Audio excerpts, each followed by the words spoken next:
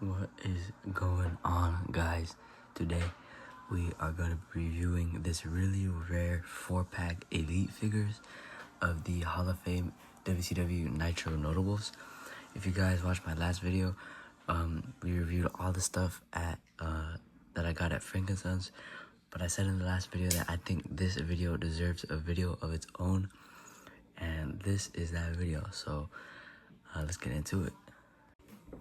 Alright, so taking a look at the box here, you can already see that we get Eddie Guerrero, Kevin Nash, Scott Hall, and Larry Zbyszko. And you got the Hall of Fame right there, all their names are here. Turning the card to the side, you get the Nitro notables.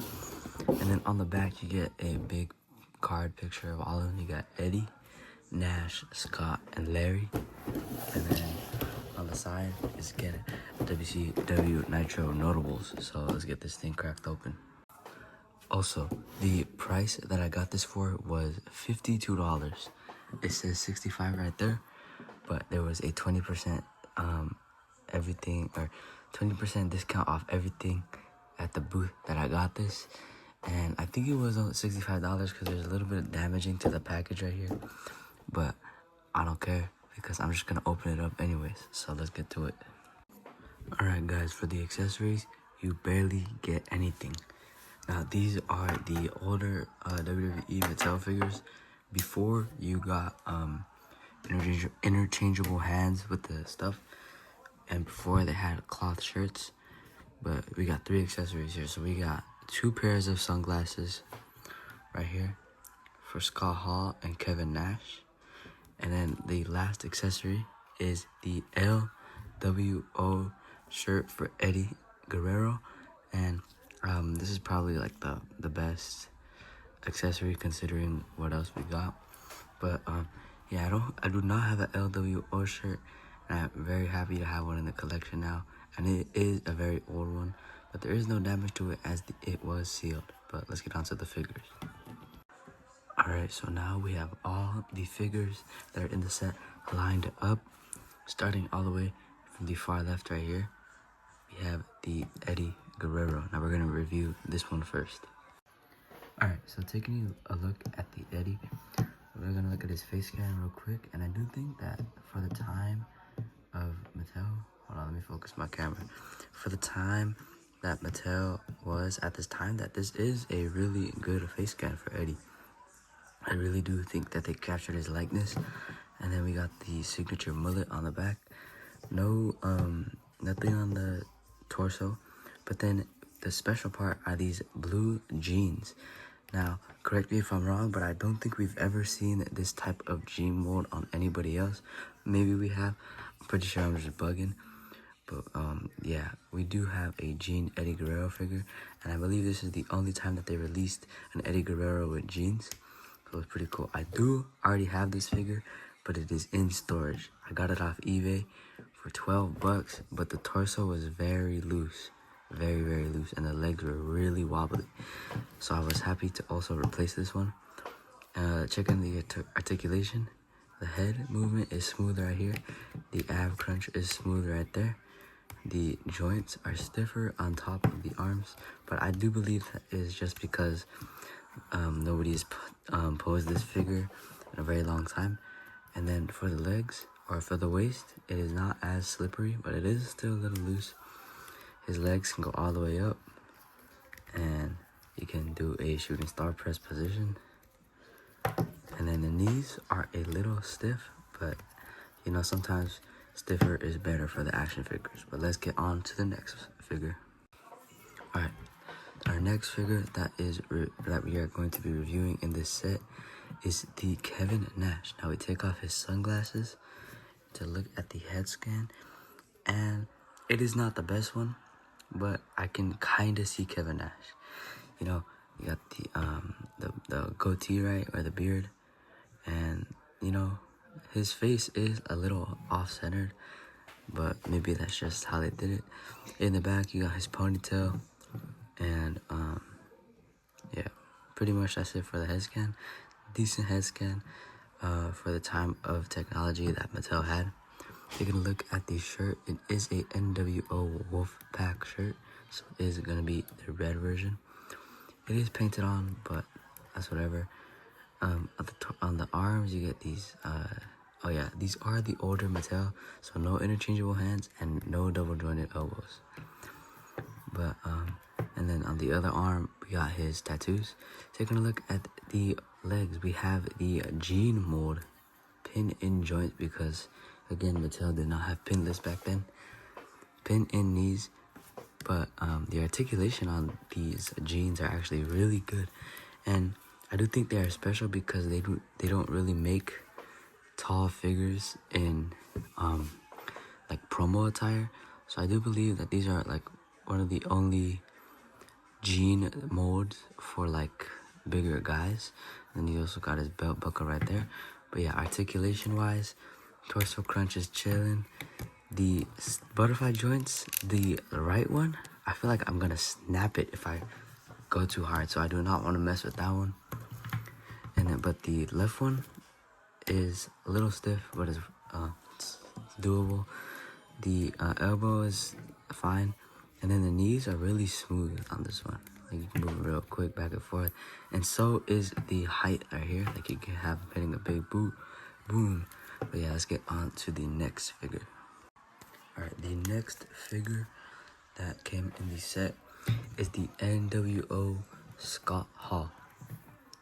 Now, the first thing that I want to point out is that this head scan is absolutely amazing. I was actually really amazed with the job that they did on this head scan. I thought it was really clean looking. I mean, look at that. You can really see Scott Hall in that. I think it's better than some of his later elites, but that's just my opinion. You got his signature hair that goes down the forehead and then his ponytail. Take a look at the shirt. You got the regular NWO New World Order shirt. So yeah, and then on the legs, I do think that this is the same leg mold that they use for the Dean Ambrose figures or John Moxley. But yeah, and then the shoes are just some regular standard wrestling boots. Taking a look at the articulation, the butterfly joints are pretty good. The head movement is really stiff right here. I can barely move it, but that's no problem. Kinda is, but you know, the ab crunch is very minuscule. Oh, never mind. You just have to put a little bit of force into it. Waist movement, pretty kind of loose. And then you get pinned in knee joints. And then the knees on this guy are a little more stiffer. Like that. And then, but you can reach super high up with his legs. But yeah, let's get on to the last figure of the set.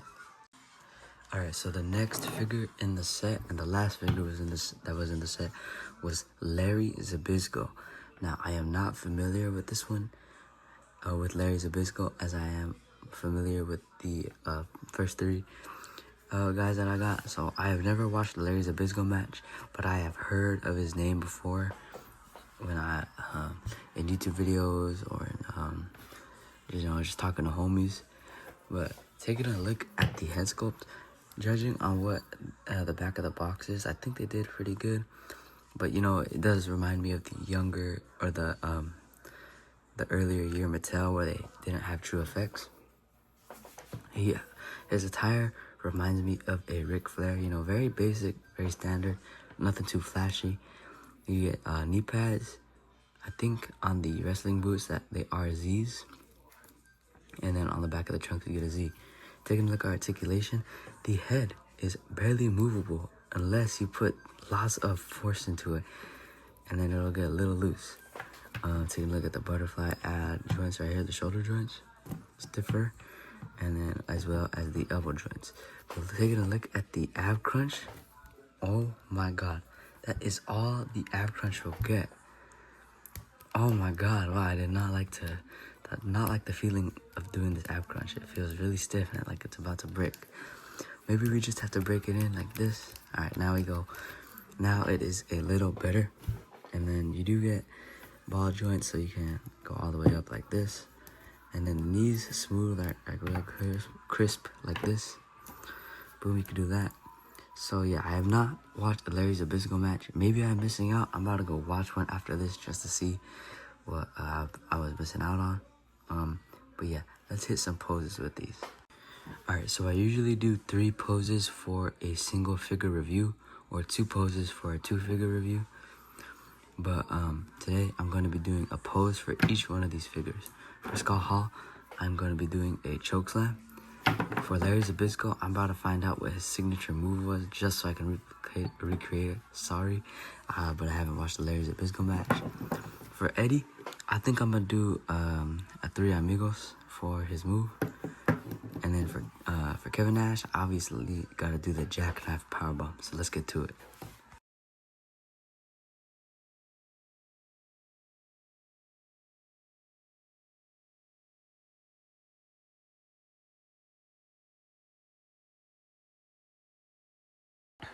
Alright guys, so we got kind of a joint figure pose, meaning that we combine all of them into one. So I looked up some Larry Zbyszko finishing moves just so I could finish the recording, and then I'll watch a Larry match after. But I did find out that he used the pile driver. So our victim here was Kenny Omega, and we got once he drives them to the floor position, after he drives their head to the floor for the pile driver. And then right here, I tried doing a choke slam for Razor Ramon or Skull Hall, but it was a little too hard, so I decided to go for the Razor's Edge, and it was actually easier than I thought it would be. And so we pulled that one off. The victim for that one is Tommaso Ciampa. Right here, we got a brain buster from Eddie Guerrero to CM Punk. And this one was pretty easy to pose, just kind of like a stalling suplex position.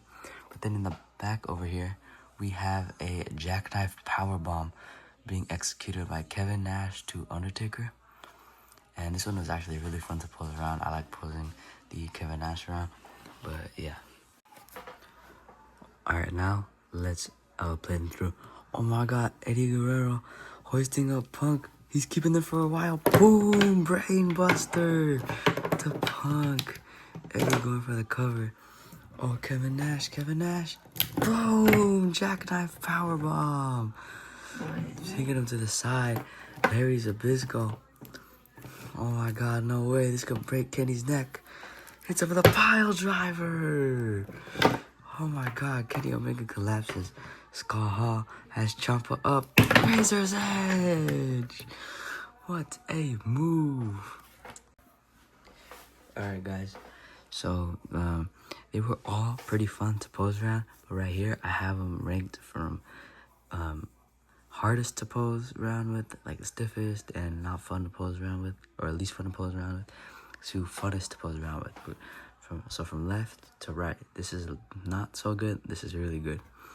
Now, the bottom of the pecking order is going to be Kevin Nash.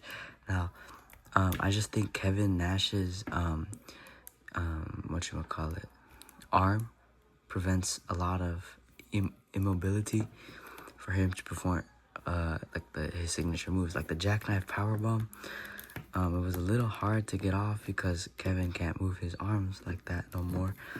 So I think that pecks him down a lot. And then the Gene figures, they have like thicker leg molds, so they can't go out all the way, or maybe they can. Maybe I'm just tripping. But yeah, Kevin Nash will be at the bottom of the list. Coming in next is Scott Hall. Now, again, for the Gene ones, it could be that I'm just tripping, but yeah. And then his wasn't really didn't really have any flaws, but it was kind of hard getting him to balance. That's just really the only flaw. Everything else is pretty good. I could get him to hold the guy up pretty well. And then also his butterfly joints take a little bit of force to get him in there. And his ab crunch also takes a little bit of force. So that can kind of affect your posing when you need it in a dire situation. But yeah, let's get on to the next one. Now, the second best one is going to be Eddie Guerrero. Now, Eddie Guerrero, his arms are stiff, but you don't have to press too much to get them all the way in. I can do that. But then his ab crunch is nice and smooth. His head is nice and smooth. The only one that's kind of a flaw is the loose waist, and I think it's a problem for all the Gene figures are the loose waist. And then again, I could be tripping, but the leg mold could be just like a little bit and could be restraining it. But yeah, everything else is pretty good for Eddie. No problems in posing him around. Could stand really easily, which I'm pleased about. But let's get on to the best posing figure. Now, the best posing figure was actually Larry Zbyszko. Zbyszko, I don't know if I'm pronouncing it right. Let me know down low in the comments. But Larry Zbyszko's posing was actually really fun to pose, and I think it's because he has no special attire. I think it's just like a little more smooth to play around with. And then once you break in that ab crunch a little, it is a little bit better, and you just gotta break the figure in. And yeah, I think this one is just like really smooth, no flaws, and just like a really fun joy, plain Jane guy. I don't know if he was really plain Jane. Again, I gotta go watch a match to pose around with and hit pile drivers with. But yeah. Alright, so I hope you guys did enjoy the video. I enjoyed playing and posing around with these figures, and I'm so happy that I was able to find all these 4 figures complete, no missing accessories on card. Still crazy for the price that I found it, but yeah. And if you guys can hunt down these figures, and if they are a reasonable price that you can afford, definitely pick these up. You get 2 promo attires for Scott Hall and Nash, but they also can be used as street attires. And then I think that is the only Mattel Larry Zbyszko that they ever made, so that is a rare find. And you get Gene's Eddie Guerrero, which is a they don't make Gene Eddie Guerrero. They only make Eddie Guerrero with tights. But yeah, hope you guys did enjoy the video. Drop a follow, drop a thumbs up, share this with whoever you want, and I'll see you guys next time. Peace out, fools.